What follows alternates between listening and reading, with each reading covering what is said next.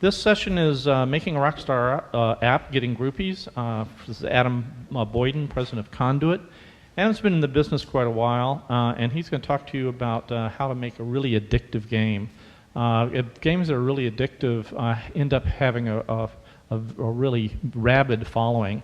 A good example of this is Angry Birds, and you know, how do you make your game be that addictive? And that's what Adam's going to be talking to you about today. He's responsible for the strategic direction, marketing, and business for Conduit. And before working for Conduit, he was an executive at Xfire. In fact, we were just commiserating or talking about how we met when I was at Microsoft and he was at Xfire back in the mid 2003, 2004. And before that, he was a co-founder and former CEO of Autodact, automotive marketing company, and founded the China Consultancy. He's been in the business probably as long or longer than I have, and he really knows what he's talking about. So I want to turn it over to Adam. Oh, thank you very much. Good afternoon, everyone. I actually didn't know that there was the term groupies in the title today. As you can tell, I have lots of groupies. So it'll be fun talking about apps. So quick summary of what apps we're talking about here. It could be anything. We just saw in the previous session apps on TVs. It could be mobile devices. It could be in the browser. It doesn't matter. It's anything which is going to lead to engagement with a consumer around a game. And the ways that you use apps in order to drive your businesses going forward. So quick background on the company I work for. I'm president of Conduit. We are the largest platform in the world for the creation and distribution of browser and mobile apps. We've got more than 260,000 different publishers, and through that we've got more than 250 million active users a month around the world. The reason I'm here talking about game apps is not because I or Conduit go around making these things, but we power dozens and dozens of very large apps for major game companies around the world, whether it's social gaming, casual gaming, hardcore gaming, you name it, we've seen it, and help them drive distribution. The key thing that I want you to think about is that when we talk about addictive apps or games, it isn't just the game itself. You've got to think also about everything that goes around it. First of all, you need people to be aware that the game exists. The second is that you need to get people to try the game. And then the third is that you need to keep them forever and make them so excited that they go around telling all their friends so that they come in at the front end of the funnel again. So keep that in mind as I go through this. So what makes a successful casual game? Well, the way I would put it is it's fun. That seems a very sort of simple description, but you can break it down into lots of its constituent pieces so that you can see how this works. So first of all, what is fun? I think there are three key things. One is that it has to be self-explanatory. If you make it really hard for people to get into the game, you're going to lose them. It's not fun. It turns into work. The second is that the UI has to be appropriate for the audience that you're after. This does not necessarily mean it's simple, but it does mean you've got to know who your target customer is. And the third is that you've got to think about the game mechanics. If you know the poor Greek hero Tantalus, who was sent to hell, and his punishment was that the delicious fruit was always just out of reach. This is what you're trying to do with your gamers. Is that they're always just about to reach nirvana and you take it away from them so that they have to keep playing. And likewise, you need to inject that in so that they have reasons to actually engage their friends, whether it's part of the game mechanics itself or they want to show off because you've provided them ways with incentives. So the other thing is who is your target audience? Because what is fun for one bunch of gamers, I guarantee you, is hell on earth for another bunch. For someone like me, playing Farmville is hell on earth. It isn't for obviously tens of millions of people. Something like EVE Online, which I think is a pretty good game, is hell on earth for most people. But you've got to know who it is that you're after. The other thing is, as I said before, is self-explanatory. This is one of my favorites. This was a game, I don't know if anyone actually knows this game. It was called Apollo 18, it was around 2005. And why I love it was that it came with its own 230-page, 8.5 by 11-inch manual. And the game was designed, it was brilliant. In order to actually play the game, you had to pass a quiz in the game before you could actually play it, based on reading the manual. This is not really a very good idea. So try and make sure that the game does not require users to, and this sounds obvious, and it is, but you'd be amazed at the way people often forget this. Game mechanics is absolutely essential in this. First of all, you want to bring people in quickly, you want to give them simple challenges which ramp pretty quickly. But you don't want to overwhelm people. And it's a double-edged sword. If you do it too slowly, you lose everyone and they get bored. If you do it too quickly, the same way. And this is one of the big things that I can tell you is increasingly these days with all the tools that are out there, is that you should measure everything. Only by measuring everything and trying lots of different things in parallel with different consumers, particularly if it's an online game, are you actually going to work out the best way of getting an addictive game with lots of groupies. You want to reward early and often. People want to feel a sense of accomplishment as they go through the game. Whether it's completing levels, or they get little icons, or they suddenly get something free, or whatever it might be, make sure that they are rewarded early. And then, as part of that, give them the tools so that they can drive their friends into this. So either this is because they're showing off, or you actually design it into the game mechanics so that in order to even keep going in the game, they have to have all their friends in the game. There are all sorts of ways of leveraging this. Complexity, which I mentioned before. So rule of thumb is that certainly I've seen over the years is that for every 4 levels, double the difficulty of the level, or the equivalent. And incentives, I'll give you a completely non-gaming example of this. One of our clients at Conduit is a very large Indian IT consultant. They've got, I think it's 35,000 engineers or something crazy that they run around. And they spent a few $1 million building this internal sort of Twitter equivalent, which was meant to get all the information from one part of the empire of the consultants transmitted to the other so that they actually helped each other with the latest IT problems. It was a complete failure, and no one used it. They'd spent millions of dollars, they spent all of this time trying to educate people, and no one would use it. And then some bright spark thought, gosh, why don't we provide an incentive to get people to do it? And what they did was they spent about a day's worth of programming, and suddenly people got a little icon next to their name on the intranet if they happened to use the system. And the icon changed the more they used the system. Suddenly it became the most popular tool within the company. You would be amazed, and I am amazed constantly, at the way people will chew their right arms off in order to have a little icon next to their name. Do not underestimate this.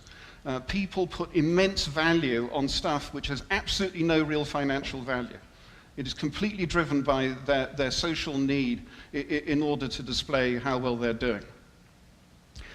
So you've built a nice game, you've also got to make money. Obviously there are 3 main ways that you go out and make money. You can sell the game, you can do some sort of freemium. Either it's completely free to play with virtual items, or you give it away, and in order to keep going in the game you buy it. And then there's also very successful models where it's completely free, and it's then done on distribution through brands or who are paying for the association, or through advertising. The message that I can give you that we are certainly seeing at Conduit is that all of these 3 models are merging. Lots of companies now are increasingly using all of these things. So if you take the granddaddy World of Warcraft, they now have a freemium model. You can actually go out and play this, the game. You can't actually do very much, up to about level 20 I think it is, but they have got into this game as well. And then they hope to get you to buy the product and pay the subscription. Trial, I mentioned that at the beginning. So you've got this addictive game, you need people to try it. So once you get people to try it, the big thing that we've seen, certainly back in my days in Xfire, this was our big challenge, is that you lose most of your customers in the first 3 days.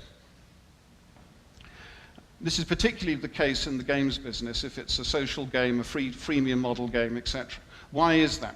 Well, the reason is that most people, when they're first introduced to a game, it's because they've been told of it by their friends, they've been spammed through a social network, they've seen a link on Google, or a myriad of other ways. And when they actually go and try it, they don't really understand what's going on, real life gets in the way, and they get spammed by 13 other games in the intervening period. They forget to engage with the game.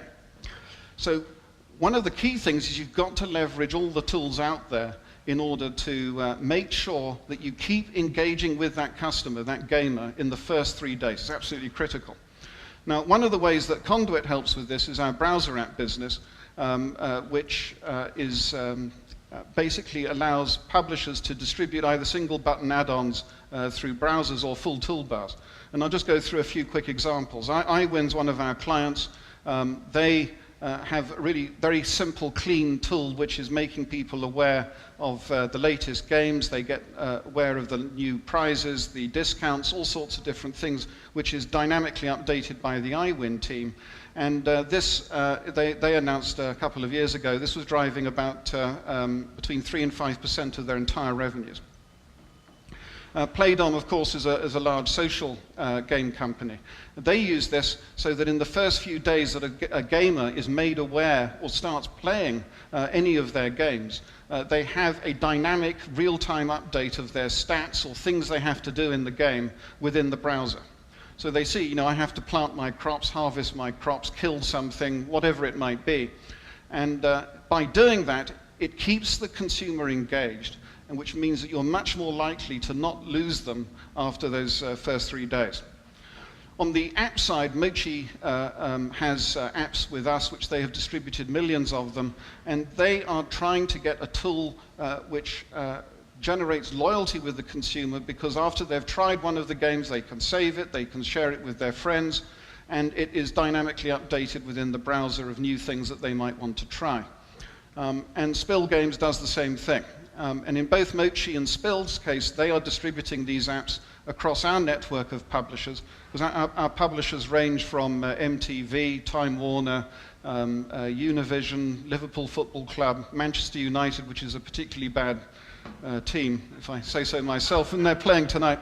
But what can you do? And a whole host of other publishers around the world. And these publishers are adding to their distribution these sorts of apps because this is fun. This is stuff that's fun for their consumers, and it gets distribution for the game companies. Which leads to finally distribution. You can't get trial unless you actually get distribution, and this is the thing which most game companies do a pretty unimaginative job with. A lot of game companies, all they do is they say, okay, I need a budget, I go and buy keywords, I go and buy Facebook ads, I need a budget to do things. This is limited thinking. Xfire grew up to, I think when I left it was about 12 million users, and we didn't spend a cent on advertising.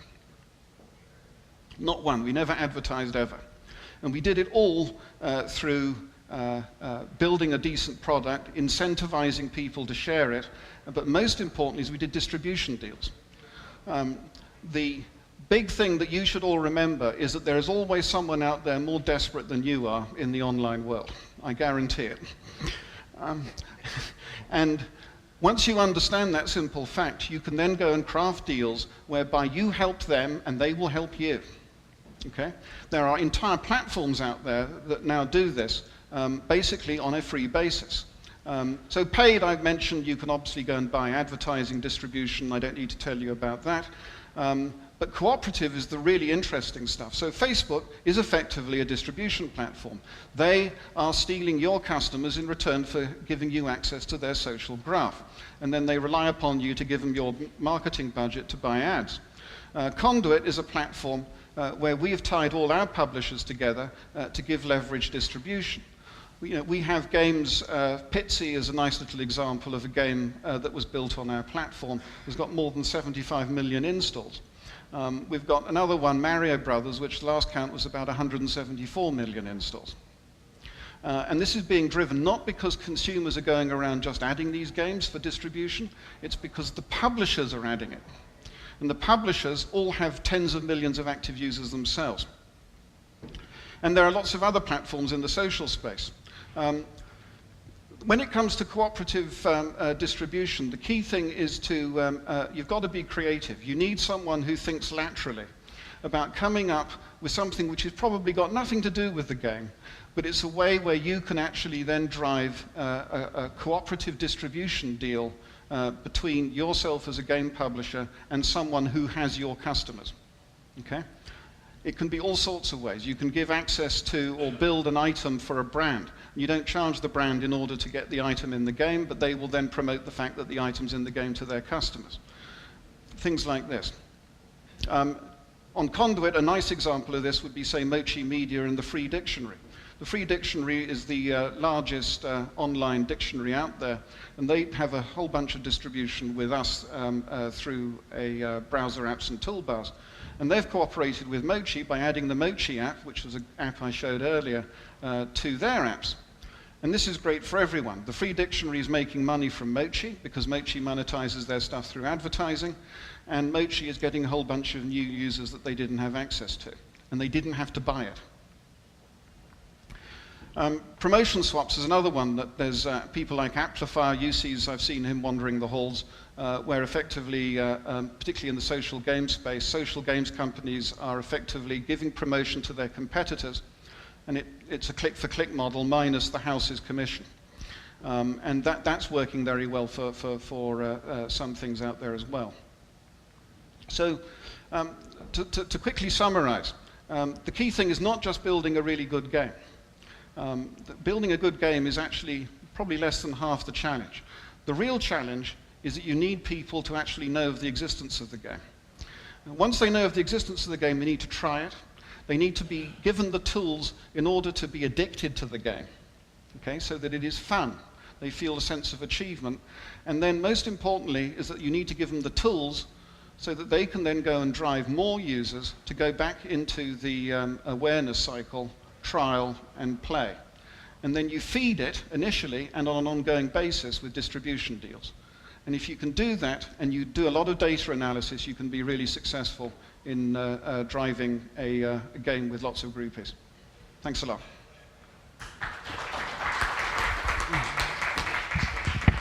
Thanks. We have time for a couple of questions. If anybody has a question for Adam. Come on, don't be too shy. It's a good opportunity to find out how to get distribution using Conduit. Anyone? You have some information you're going to hand out at the back, by the way? Thank you. Thank you for reminding. Yeah. So for all those who like Amazon gift cards, you have a chance to win one apparently for $150. So go and see Shiri at the back on the way out. Right. So make sure you pick one of those up, find out more about it. And Adam, do you have time if people have questions? Absolutely. At the back? Feel free to grab me after this. Okay.